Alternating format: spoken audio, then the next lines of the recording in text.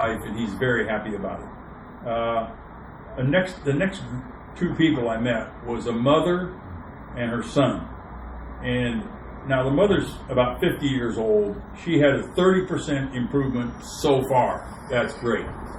But she's particularly happy because not only did her sight improve, but her young son, who's only 23, in the bed next to her, he's getting it fixed at a very young age. And his improvement is already 8 lines of improvement. I mean, who wouldn't want to, people that are losing their sight would be extremely happy to have this amount of improvement. I asked them specifically why they came here. And they said they were both afraid of it, they were nervous about it, but they had met other Japanese patients. And they watched these patients for 5 years. And not only did the sight improve, it didn't deteriorate. And over the 5 years, they were extremely happy. So they both came here. And they are extremely happy.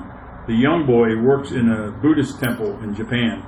And we looked at books that were laying on his table. And he was saying how when he looked at these books before the operation, he could read them, but it was blurry.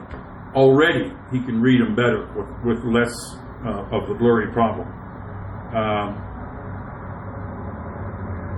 And I asked the woman how happy she was that her family would not have this problem anymore, and she was extremely pleased. We talked to an Indonesian patient, a young man who's 42 years old.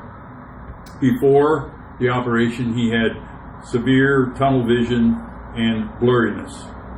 He's only been out of the surgery for several days. Matter of fact, today his bandages were removed, so he can see some improvement, but we'll come back and interview him in a few days and determine what his improvement is.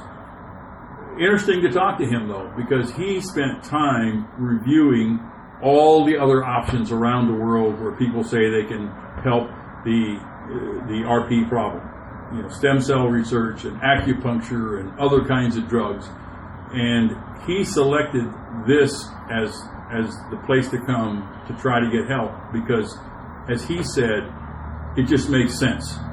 He's a college graduate working in the accounting business, and it was becoming increasingly difficult to see his work. And he's an extremely well-spoken guy from near Jakarta in Indonesia. So in summary, it is difficult for U.S. patients. There's over 100,000 of you suffering from this problem.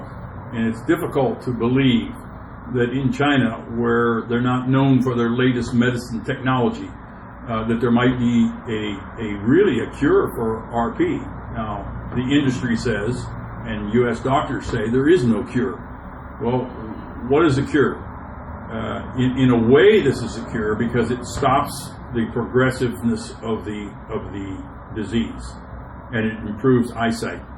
Now, maybe that's only called a treatment, but whether it's called a treatment or whether it's actually a cure, obviously doesn't make a lot of difference to a person that's going blind.